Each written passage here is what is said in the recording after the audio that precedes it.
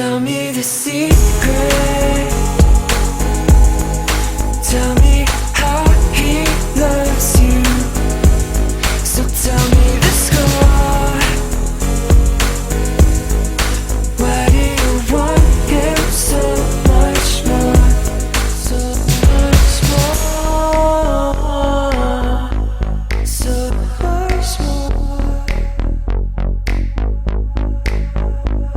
Hey everybody, so today's video is going to be my February wrap-up slash March want to read video. Yes, I'm going to try my best to get to my want to reads, but I want to talk a lot about the books for my wrap-up, the ones that I read, because they were amazing, and I can talk about them for days and days and days. And yes, so you can see the excitement on my face. I'm very, very excited about this. So yes, alright, so we're gonna go ahead and get into that. I'm excited, okay? Alright. I feel like a little kid right now. I'm 28 years old and I'm excited to talk about middle grade books. But it's okay, because that's what I love to read. Let's go ahead and get into this. So the first book that I read in February was 7 Dead Pirates by Linda Bailey. You guys have already, and I've been talking about this on the channel for a while. I've gushed about it, but now I get to devote a whole section to this, just this amazingness of a book. Okay, now I feel like I'm hyping it, but I am. So you know, deal with that. These other two books I'm gonna hype up as well. I just love them so much. Okay, all right. So this book right here. This motherfucker right here reignited my love for middle grade. Now listen, I haven't really been on a middle grade binge in years. The last time I read a middle grade book was in 2014, if I'm not mistaken. I'm pretty sure that it was in 2014. I don't know, but it was only probably like one, if I can remember. I think maybe it was one, but I haven't went on a binge for a while, and middle grade was like the thing that I was in love with the most before I even got into booktube. Middle grade was just my thing, and then when I got into booktube, you know, YA became my thing, and then middle grade sort of took a little bit of a backseat. I still read middle grade books, but I wasn't reading them as much. But then as the years went on, I just read less and less middle grade. And I look back now and I'm like, oh my god, that's terrible, because this was my thing. I read this, I decided to pick this up. This was very like, I'm not really a pirate person, so when I saw this at the library, I was like, you know, I'm gonna pick up a couple of middle grade books, you know, just to see what happens. And then I picked up a couple which I didn't really care about, you know, and whatever. And then I looked at this one and I was like, not really into pirates, but it says it's a ghost story, and I'm into ghost stories, so I'm gonna get it. And the cover is beautiful. That was at the library, and now I own a copy now. But I took it home, was like, you know what, I'm probably not gonna read it. It's gonna end up on the bottom of the shelf, and then it's gonna go back to the library, whatever. Because I'm not really, as I said, I'm not really into pirates. I've never really actually seen the Pirates of the Caribbean movies or whatever. I might watch them now, but I went ahead and I picked up this book, and then, you know, just kind of just like boom, boom. I was like, holy fuck, this is amazing. And it's amazing.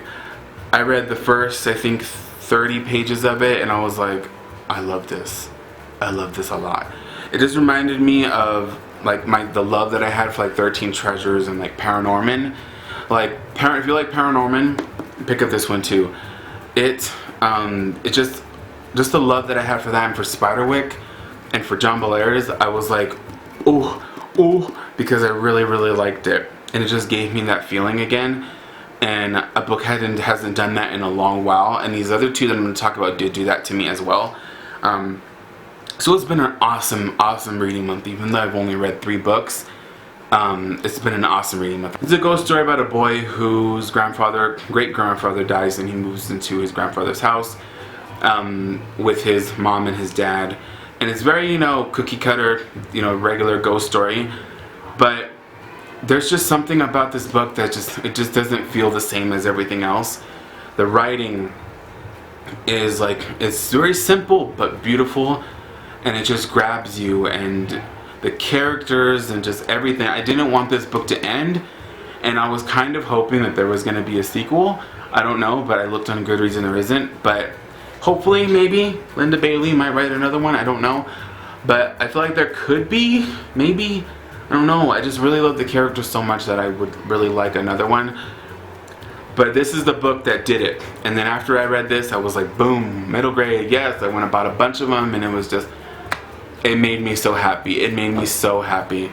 And yeah, so I don't, that's pretty much all I'm going to say about it. I don't want to spoil anything for you guys, but you can go on Goodreads, and I will link it below. I'll link my review for it, which is not even really a review. But you can, maybe I talked about more stuff on there that I haven't remembered now because I'm just so excited to talk about it. I would say go fucking read this. If you like pirates, if you like middle grade, you like ghost stories. This is not spooky, not scary. It's just more, it's a more adventure type of story, sort of like National Treasure type, like adventure, and like paranormal. National Treasure and paranormal put together kind of thing. So yes. Oh my god, okay, I love it so much. Alright, next one, which is one that I am so excited to talk about. I sound crazy right now, but okay, listen. This one creeped me the fuck out, alright? And a middle grade book hasn't done that since, like, a John Bellairs book hasn't really creeped me out. A middle grade book, right? But fuck, this thing creeped me out, and that is The Cavendish Home for Boys and Girls by Claire Legrand. Look at this, this cover is fucking beautiful. Just okay, I bought this book off Book Outlet, I think. Was it last year or was it the year before that? Don't know, but the cover is beautiful, sounded interesting to me, ended up on my shelf, didn't pick it up till February of this year. I still am thinking about this book now, and I haven't read it in like a couple of weeks. It stuck with me, and it's really kind of difficult. All these books stuck with me, but like this one, like it stuck with me. Like I don't know what it is, but it's about a girl whose best friend, who's a boy, goes missing, and it's really dark. There's some dark humor in here, but it's very dark. Like if you like Neil Gaiman, John Bellairs, you know, stuff like that, I would really recommend this. I love the crap out of this. As you guys can tell, there are little bugs everywhere, and let me show you guys in here, bugs. And on every page, I think, no, every other page there are bugs. Let me show you. And a funny little story about this, while I was reading this, I didn't know that there were bugs in the pages like that. And I got to a page and then there was a bug, and the book flew. The book flew across the room. Flew across the room, got a little dented on the bottom, but it scared the shit out of me because I was like, oh fuck, I thought there was a bug in here. Yeah, so let me show you guys. Little bugs right there. That creeped me the fuck out. As I said, the book flew. This, recently I saw a couple of bugs in the garage, and just instantly my mind went to this book, and I was like, you ain't taking me, bitch. So I darted out of the garage, 28-year-old man, darting out of the garage thinking that these roaches were finna fucking grab me and take me to Miss Cavendish. Like, no. So yeah, I literally freaked out from the bugs, and there's a lot of bugs in here. There's a lot of creepiness. It's freaking scary and spooky, and I would say maybe this is on the verge of horror for middle grade. So like middle grade horror / supernatural / adventure. So, you know, there are books out there that call themselves horror books, but they're not. And this should have a little bit of that category thrown in there because it was spooky, it was scary at times, and I loved every minute of it. And I also really loved, now please read this, okay? Listen to me, read this. It literally feels like 2 books in one. I don't know if that makes any sense to you guys, but like the first half of it is this, you know, quest to find her friend and to figure out what's going on in this town, because everything's really creepy in this town, everybody's really weird. And then the next half of the last half of it, like the last 50% of it, is just this crazy romp fuckery Harry Potter-ish grand crazy adventure, and it blew me the fuck away. It blew me away. Like, oh, wow, like it just so, I don't know how to explain it. Like, it's just half this. It's like you're watching and you're just like, oh, cool. And then all of a sudden you're like, boom, and you're like, oh shit, okay. It's crazy. I loved it. I'm just, oh. And then the ending of it, holy fuck. Now listen, I'm the type of person, for middle grade books, I like happy endings, right? Sometimes I like a bad ending. Like, I don't like a bad ending. This one has one of those. And I was like, oh my god, oh my god. After I read it, I had the book in my hand and I was shaking it. I was like, because the ending of it was like, wow. I mean, I don't even know how really to explain this. This was amazing. Fucking amazing. I loved it so much, and I am now like, I want to read more of Claire Legrand. I know that she's coming out with another middle grade book, I think in May, and I'm picking that up. 100% sure I am. And then there's another one that's coming out, Foxheart. That one's coming out too, I think in September if I'm not mistaken. I'm gonna get that because I normally don't do that. I normally don't read one of the author's books. I have to read a couple of them to sort of get excited about their books. But just this, and I was just like, more. And I followed her on Twitter. She's awesome, and yes, just go read this, okay? Go freaking read this. The last one that I read in February was Curiosity House, The Shrunken Head by Lauren Oliver and H.C. Chester. And look at the cover of this. It's so beautiful, yes. Alright, I love this one as well. I loved it a lot. It was fucking awesome. Like, holy crap. I didn't really care for Lauren Oliver's Delirium. And I tried reading The Spindlers and I couldn't get into it. And years ago I tried reading Lisa and Poe, but I don't remember anything about it. I remember that I gave it 2 stars on Goodreads, and I don't remember why I did that.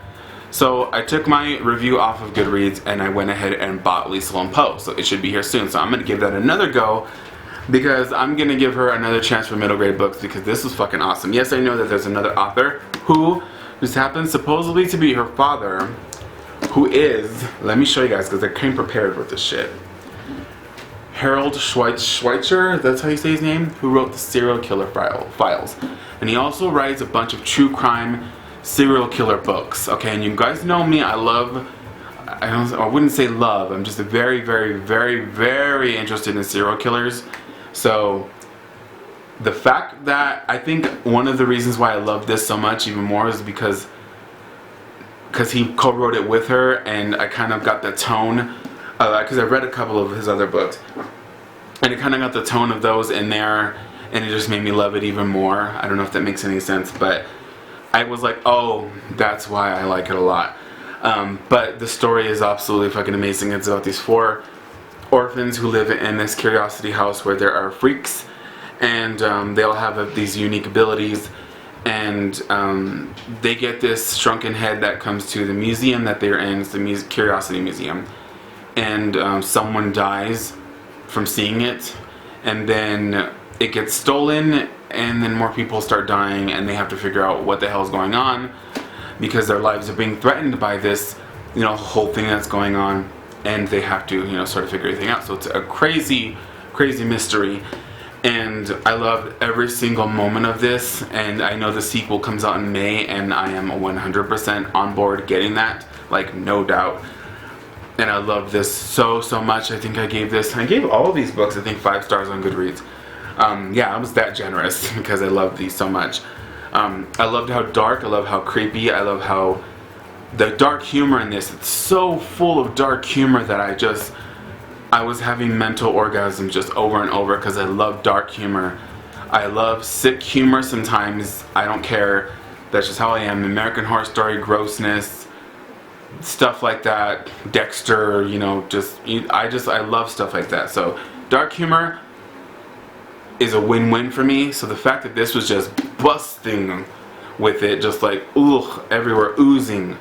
I was like, yes, yes. And then also, it's funny because you don't know whether or not the story is supernatural or, you know, real. And that's also a really fun thing. And I just had a lot of fun with this, and I would say if you've been thinking of picking it up and, you know, like, cover's beautiful, I don't think there really is a way you would get disappointed. Like, it's amazing. I love it so much. I really loved it so much. I love the story. I love the darkness. It was funny, and it's just the whole story was just amazing. And it reminded me a little bit, like, if I had to compare this, I'd say American Horror Story Freak Show meets A Series of Unfortunate Events. Now listen, I haven't read the books to A Series of Unfortunate Events. I tried reading the first one a long time ago. Who never know, I might try to pick them up again, but there's so many in that series, I don't know if I can devote my time to that shit right now. But I love the movie, even though a lot of people hate it. I love the movie with Jim Carrey, and that's what I'm kind of thinking, you know, like comparing it. If you like those two things, American Horror Story Freak Show, Series of Unfortunate Events movie, mash that together, you got this book right here. Also a little bit of a Nancy Drew, Agatha Christie type of thing, because this is also a mystery, and usually I'm really good at being able to tell what's going on because I read a lot of cozies and a lot of mysteries, and I did not know this was a middle grade book, and I did not know. I did not know who was what was going on. I was like, I had my suspicions, but I was like, and at the end I was like, that makes sense. Why didn't I think of that? So yeah, so if you're looking for something fun, amazing, funny, dark, awesome, go pick up these books. Go ahead and get into my want to read for March. 1, 2, 3, 4, 5 books that I want to get to in the month. If I don't get to them, as I always say, if I don't get to them, oh well, I can get to them the next month. I'm going to the library soon, so I might pick up some more to read. So, you know, this is just what I kind of want to get to. So the first one is The Ghost in the Glass House by Carrie Wallace. This one I'm really excited about. I explained what they are in my book haul, but if you want to know more about them, you can go look them up on Goodreads. And then The Spider Ring by Andrew Harwell. This is one that is really short too, but I think this is going to be really fun. And I'm really excited about it. And these are all middle grade, except for the last two. And then The Door by the Staircase by Catherine Marsh. I'm really excited about this, and I think this is the one I'm going to read next. No, not completely sure, but I think this might be it. And this one is not that big as well. It's about 200 and something pages, but it sounds awesome, and I cannot wait to get to that one. Then the last two are The Body by Carol Ellis. I decided that I wanted to go ahead and give a YA horror mystery a go this month, you know. Check it out. You know, if I don't get to it, I can read it the next month or whenever I feel like it, but it just sounds really fun to me, and I just want to get to it. And then the last one is The Invisible Man by H.G. Wells. It's super short, like 138 pages, and I just, you know, why not power through it, you know, have fun with it. Oh well, it sounds really interesting and creepy, so why the fuck not? So yeah, so that was all that I read in February, and these are the books that I'm gonna be trying to get to this month. And yeah, so that is it. So I'll see you guys next time with another video. Until then, let me know if you guys have read any of these books. If you're gonna read them, please tell me you're gonna read some of these books. Ones that I just mentioned, please tell me you're gonna read them. And I don't feel like I'm forcing you. Okay? Don't feel like I'm forcing you. But just read these books, okay? Read them. Read them. You can see my nose here. Okay. Alright, so I will see you guys next time. Bye.